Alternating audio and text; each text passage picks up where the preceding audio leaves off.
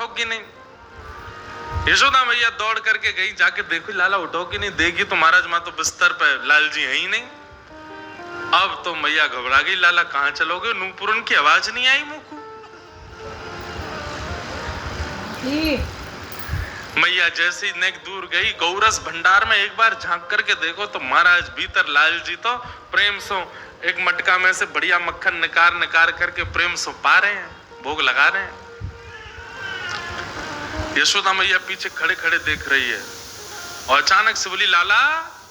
अब जैसे ही मैया की आवाज सुनी ठाकुर जी घबरा गए, मटका फटका तो सब इधर उधर रह गए। हाँ मैया कहा कर रहे हो, कछुना मैया। बोले मैंने तेरी बात सुनी, ठाकुर जी अपने प्रतिबिंब से, हाँ ये तो लीला बताई नहीं, प्रतिबिंब से बात कर रहे हैं भीतर ही। खम्भ में लगी मणि में ठाकुर जी अपने रूप को देख रहे हैं और माखन खाते खाते जैसे ही अपना प्रतिबिंब देखो, अपने प्रतिबिंब को देखो, अच्छा तू भी आयो चोरी करवे। ठाकुर जी लगी ये भी कोई ग्वाला है, चोरी आज सब चोरी कर रहे हैं अपने अपने घर में, तो जे भी आयो है। दारी के चुपचाप खाए लियो, कहीं मैया को अगर पता चल गई ना बहुत मारेगी। और सुन नेक अपनी मटकी में तो मुंह को खवाई दियो। अब ये वार्ता ठाकुर जी अपने प्रतिबिंब से कर रहे हैं। अब देखो विस्मृति की हद, कितना भूल चुके हैं ठाकुर जी की मैं पर ब्रह्म हूं। अपने प्रतिबिंब से एक बालक भी अपने प्रतिबिंब, कभी देखा बालक को प्रतिबिंब में देखते हुए, वो अपने आप को देख करके कभी कभी आनंदित हो जाता है। और बालक तो कहा वृंदावन में जो रहते होंगे उनने कभी देखो, बंदर कभी अपने आप को देखे प्रतिबिंब, तब देखो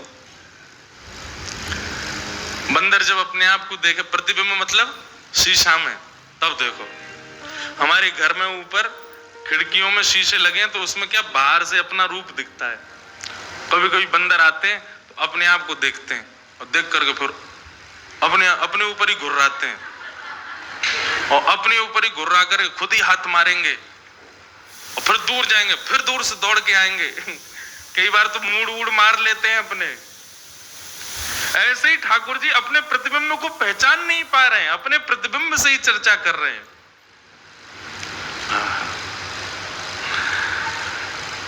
सूरदास जी का उसके भाव में एक एक लीला का पद सूरदास जी ने गाया है, धन्य। और सुनो, एक लीला का एक पद नहीं गाया है, एक ही लीला के 5 पद गाए, 5 में अलग अलग भाव गाए सूरदास जी। अद्भुत थे सूरदास जी की कृति। तो ठाकुर जी अपने प्रतिबिंब से बात कर रहे थे, बोले चोरी कर ले नहीं तो मैया बहुत मारेगी, चुपचाप चलो जाइयो।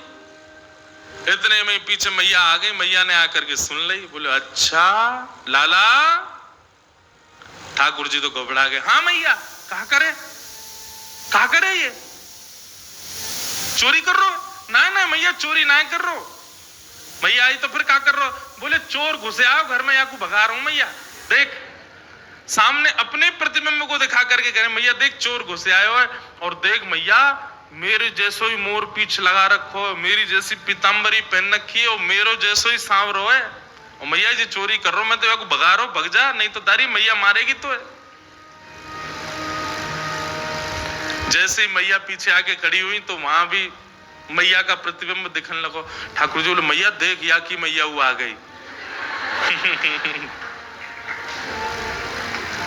मैया ने कान पकड़ करके कही, बोले लाला जे तेरो ही प्रतिबिंब है, जे तेरो ही स्वरूप है, बात बना रहा हो यहाँ खड़ो खड़ो, जे कोई और नहीं है, जे तू ही है, और यहाँ के पीछे की मैया भी कोई और नहीं मैं ही हूं।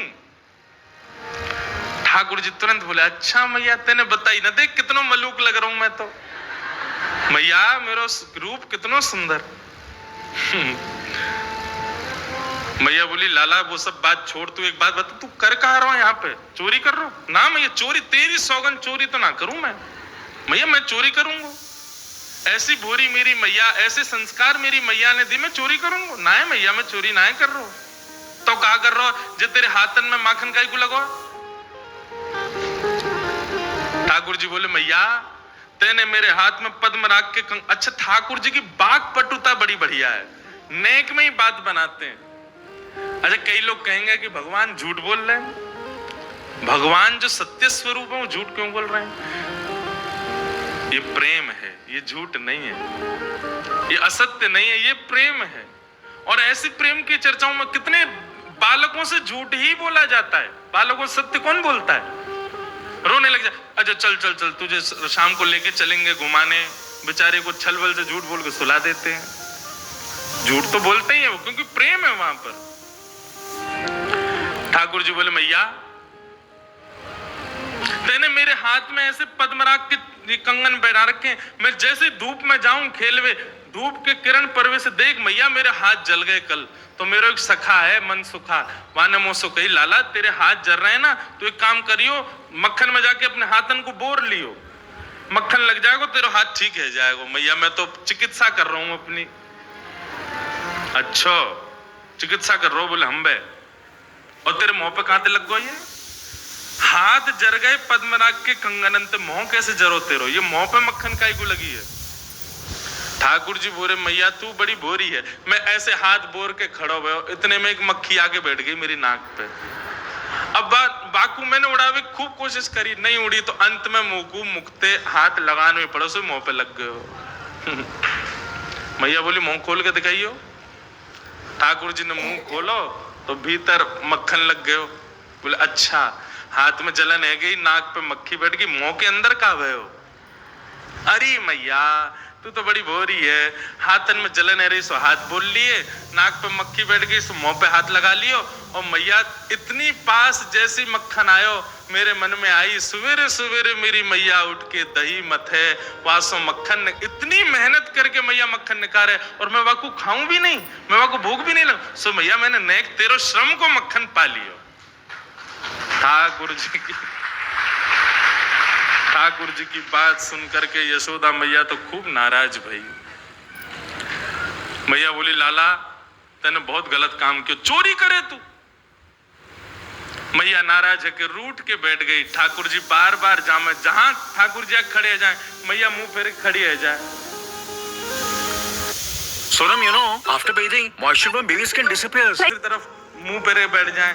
ठाकुर जी गोद में चढ़ गए और मैया से कह रहे मैया मेरी बात सुन ले। बोले कहा सौ खाऊं पर घर ना जाऊं मैया, अब ना करूंगो चोरी, पर सांची कह मैया चोरी ना करूंगो।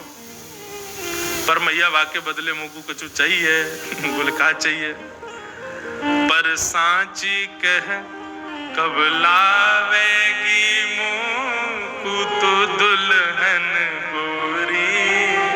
मैया आज से चोरी करना बंद, पर वाके बदले मुझको एक सुंदर सी छोरी ते मेरो ब्याह करा दे। मैया बोली 2.5 बरस को भयो लाला अभी तू। अरे नहीं बड़ो तो जब मैया तू कब करेगी? बूढ़ो हो जाऊंगा तब करेगी, अब उम्र है गई मैया मेरी, अब मेरा ब्याह करा दे। अच्छा कैसी छोरी चाहिए? ठाकुर जी कह रहे हैं भोरी सी होए सुभग छोटी। मैया इतनी छोटी बहू लिया कि मैं अब गैया चरावे जाऊंगा तो जेब में धर के ले जाया करूं, बहू है, और जब जब मन करे तब बाकू निकार के वास्ते बतियाले करूं। मैया बोली अच्छा, छोटी सी होए सुभग छोटी, सुआ सारी नाक आंख मोटी। तोता जैसी नाक हो मैया वाकी, देखो नेक्स्ट से लाल जी की डिमांड सुन लो। तोता जैसी पैनी नाक हो मैया वाकी, और आंख मोटी छोटी छोटी ने बड़ी बड़ी आंखन वाली चाहिए। छोटी सी होए सुभग भोरी सी होए सुभग छोटी, सुआ सारी नाक आंख मोटी। और मैया कैसी होए? बोले जब अंगना में घूमो करे ना, और जैसे ही तोय देख ले तो तोते छिपाए मुख घूंघट में मुस्का जाए थोड़ी थोड़ी। मैया तो ये देख करके घूंघट करके डोले करे, और सब जगह ऐसी ऐसी फिरकनी सी घूमे करे। मैया बोली अच्छा ठीक है लाला तेरो ब्याह करा दूंगी। अब तो मैया ने गलती से कह दी तेरो ब्याह करा दूंगी। ठाकुर जी तो पीछे ही पड़ गए, बोले मैया अब ही करा, अब ही करा आ जाई मैया एक बात तो समझाऊं। बोले कहा मैं जब ब्याह करवे जाऊंगा ना बलदाऊ संग न ले जाऊं।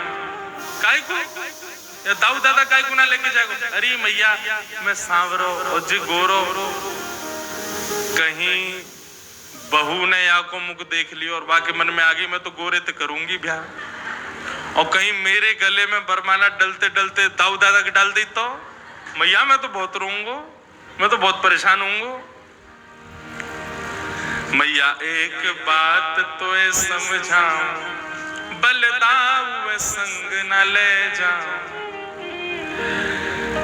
मोए गोरो दुल्हा बनाए दी जो कहूं हंसे न वहां की छोरी पर सांची कह कब लावेगी मुँह तू दुल्हन गोरी।